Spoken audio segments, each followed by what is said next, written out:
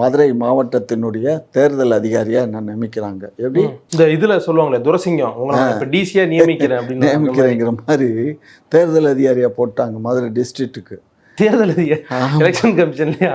இல்லைப்பா, கட்சியினுடைய அப்போ காங்கிரஸ் கட்சியில் வந்து உட்கட்சி தேர்தல் நடத்தணுங்கிற பிரச்சனையை வந்து அதுக்கு ஏற்பாடுகள்லாம் நடந்துக்கிட்டு இருக்கும்போது அந்த மாதிரி ஒரு பொறுப்பை எனக்கு கொடுத்துட்டாங்க. அது பார்த்தீங்கன்னா அப்போ local MP Rambabu, local MLA Deivanayagam, புறநகர் எம்பி சித்தன், அப்புறம் புறநகர் மாவட்ட தலைவர் அவர் ஒருத்தர் இருக்கார், அவர் பேர் சவுந்தர பேர் இருக்காரு.